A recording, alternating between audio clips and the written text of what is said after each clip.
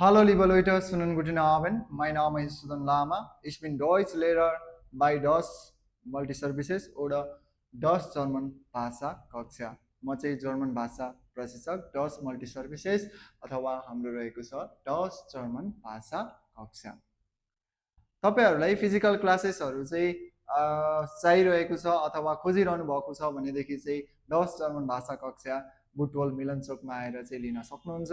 भनेदेखि अब हामी लागौं आजको हाम्रो विषयवस्तुतिर। आज हामी पढ्न गइरहेका छौं पेर्सोनल प्रोनोमेन। पेर्सोनल प्रोनोमेन भनेको चाहिँ पर्सनल प्रोनाउन, व्यक्तिवाचक सर्वनाम, नामको सट्टामा प्रयोग गरिने। जस्तो हामी म, तिमी, हामी डाइरेक्टली नाम नभनेर चाहिँ हामी डाइरेक्टली तिमी भनिरहेको हुन्छौं, उ भनिरहेको हुन्छौं। हो, यिनीहरू चाहिँ आज हामी सिक्न गइरहेका छौं। पेर्सोनल प्रोनोमेन, पेर्सोनल प्रोनोमेन रहेको छ है। पेर्सोनल अनि प्रोनोमेन रहेको छ है। पेर्सोनल प्रोनोमेन भनेको चाहिँ पर्सनल प्रोनाउन रहेको छ। जस्तो हाम्रो जर्मनमा रहेको छ सबैभन्दा फर्स्टमा इश भनेर भनिन्छ। त्यसैगरी रहेको छ डु, एर, जी, एस, via, इह, जी रहेको छ। इश भनेको चाहिँ आई रहेको छ हो। डु भनेको यु, तिमी वाला है। आई भनेको म रहेको छ, यु चाहिँ तिमी रहेको छ। एर भनेको चाहिँ तपाईहरुको हि रहेको छ, उ भन्छौं हामी। जी भनेको चाहिँ सी रहेको छ, हामी उनी भन्छौं। एस भनेको चाहिँ इट रहेको छ, यो अथवा तपाईहरुको त्यो जस्ता कुराहरु रहेको छ। via भनेको चाहिँ उही रहेको छ, हामी भन्छौं। इह, इह भनेको चाहिँ यु रहेको छ है। यु तिमीहरु वाला रहेको छ है। नेपालीमा पनि थाहा हुन पर्यो, तिमीहरु। जी भनेको चाहिँ तपाईहरुको दे रहेको छ, दे प्लुरल वाला, उनीहरु। त्यसैगरी अर्को जी रहेको छ। यो जी भनेको चाहिँ फर्मल जी रहेको छ, तपाईहरुको यु यानी कि तपाई अथवा तपाईहरु भन्ने कुरा रहेको छ है। अब साउन्डहरु चाहिँ कस्तो हुन्छ भन्दाखेरिमा यहाँ म नेपालीमा लेख्न चाहिँ नेपालीमा लेखिदिरहेको छु, तर ध्यान दिनुपर्ने कुरा चाहिँ के हो भन्दाखेरिमा यसलाई चाहिँ तपाईले डाइरेक्टली चाहिँ प्रोनाउन्सिएसन चाहिँ गर्नुपर्ने हुन्छ। डाइरेक्टली यहाँबाट हेरेर ट्याक्क लाएर यो चाहिँ इश भनेर भन्नु पर्यो। डु, एर, जी, एस, via, इह, जी भनेर चाहिँ भन्न पर्यो है। म चाहिँ यहाँ नेपालीमा पनि लेख्न गइदिरहेको छु। भनेदेखि तपाईहरुले यो नेपालीतिर चाहिँ खासमा तपाईहरुले नहेर्नु होला है। यो भनेको चाहिँ हाम्रो इश रहेको छ। अथवा तपाईहरुको अस्ट्रियातिर चाहिँ बायर्न म्युनिक साइडतिर चाहिँ तपाईहरुको साउदर्नतिर चाहिँ इख पनि भनिरहेको हुन्छ है। इख स्पेशली अस्ट्रियातिर चाहिँ तपाईहरुको इख पनि भनिन्छ। भनेदेखि अर्को रहेको छ डु हो, अर्को रहेको छ एर हो, त्यसैगरी जी अनि एस, via हो। यो र एकदम सानो हुन्छ। त्यसैगरी इह हो, र पनि अलि सानो रहेको छ। त्यसैगरी जी अनि त्यसैगरी जी भन्ने रहेको छ है। यो र चाहिँ अलि सानो, किन भन्दा हामीले अस्ति प्रोनाउन्सिएसन रुल्समा भनेका थियौं लास्टमा आउँदाखेरिमा अलि हामी चाहिँ सफ्टली भन्छौं है। अलिकति सिङ्क हुन्छ, तलपट्टि जाने गर्दछ, डाउन हुन्छ है, सानो हुन्छ। हामी जस्तो म यत्रो स्वरमा बोलिरहेको छु भने यति सानोमा आउनु पर्यो है।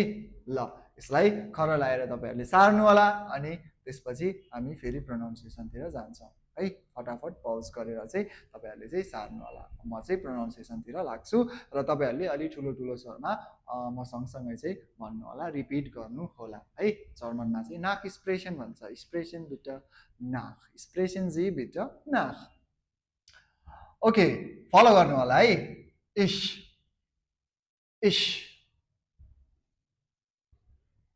do er z s wir ihr sie फेरि भन्नु होला इश अथवा ich du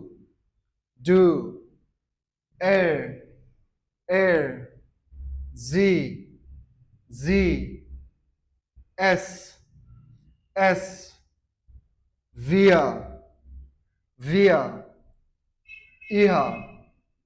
ihr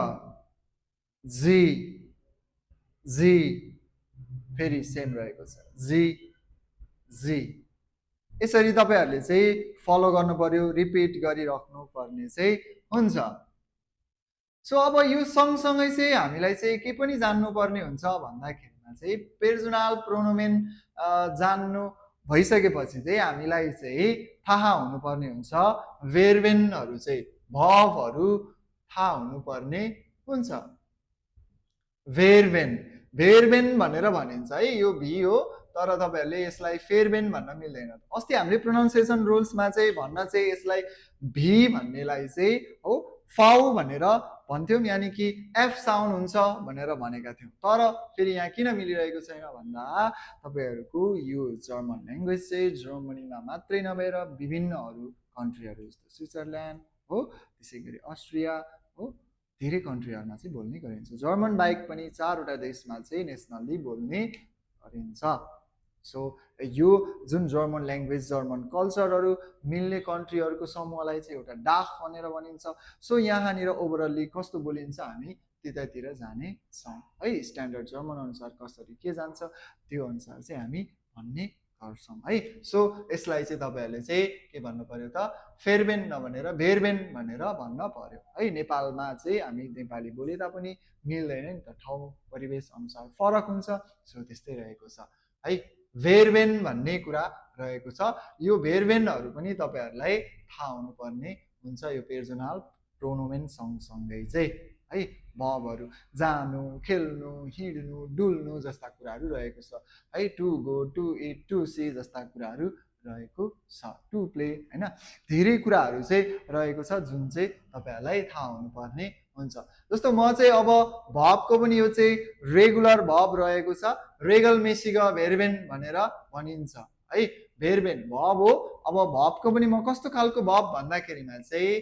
तपाईँहरूको रेगल मेसिग है रेगल मेसिग वाला चाहिँ हामी पढ्दैछौँ रेगल मेसिग यता भेर्बेन पनि लेखौँ भेर्बेन है रेगुलर भर्ब पढ्न गइरहेका छौँ रेगुलर भर्ब भनेको चाहिँ तपाईँहरूको पछाडि नु वाला के जानु हिँड्नु डुल्नु खेल्नु भन्ने वाला है यो रहेको छ जस्तो हाम्रो जान्नुपर्ने कुराहरू रहेको छ machen है kommen trinken gehen wohnen है डब्लु लाई चाहिँ भ दुईटै वाला साउन्ड भन्थ्यौँ त्यही भएर wohnen lieben हो fliegen denken सो यिनीहरूले भनेको के हो त्यो पनि जान्न पर्ने हुन्छ तपाईहरूले चाहिँ जस्तो machen भनेको चाहिँ टु डु अथवा टु मेक रहेको छ है, टु डु अथवा टु मेक। कोमेन भनेको चाहिँ टु कम। ट्रिङ्केन, ट्रिङ्केन भनेको चाहिँ टु ड्रिङ्क। गेहेन, गेहेन भनेको टु गो जानु। भोनेन भनेको चाहिँ टु लिभ बस्नु। लिभेन भनेको टु लिभ है, टु लभ सरी। लिभेन भनेको टु लभ माया गर्नु, टु लभ। फ्लिगेन, फ्लिगेन भनेको चाहिँ टु फ्लाइ रहेको छ। डेङ्केन, डेङ्केन भनेको चाहिँ टु थिङ्क। धेरै भवहरू रहेको छ, हामीले चाहिँ जान्नुपर्ने हुन्छ। त्यसै गरी हाम्रो रहेको छ हेरेन है, हेरेन, हेरेन भनेको चाहिँ टु लिसन है। यसरी चाहिँ तपाईँहरूको रहेको छ। हेरेन भनेको टु लिसन। सरल आएर पज गरेर सार्नु होला, भिडियो लामो हुन्छ, सो त्यही भएर यो लङ हुने भएकोले चाहिँ हामी चाहिँ सरल आएर प्रोनाउन्सिएसनतिर हामी जान्छौँ है। भिडियो पज गरेर तपाईँहरूले चाहिँ फटाफट सार्नु होला। ओके, यहाँ रहेको छ फर्स्टमा रेगेल मेसिग। लास्टमा इ आउँदा अ हुन्थ्यो, त्यही भएर रेगेल मेसिग भेर्बेन, या रेगल मेसिग भेर्बेन, रेगुलर भब रहेको छ। सो अब यहाँ म प्रोनाउन्सिएसन लेख्दिनँ, किन भन्दा यहाँ नेपालीमा सधैँ लेखिरह्यो भने बानी नेपालीतिर हेर्ने हुन्छ, ताकि तपाईँहरूले चाहिँ नबिर्सोस् भनेर मैले चाहिँ यहाँनिर चाहिँ लेखिदिएको छुइनँ हो। तपाईँहरूले डाइरेक्टली चाहिँ के गर्नुहोस् त, सरल आएर मसँग चाहिँ सँगसँगै चाहिँ भन्नु होला अथवा रिपिट गर्नु होला।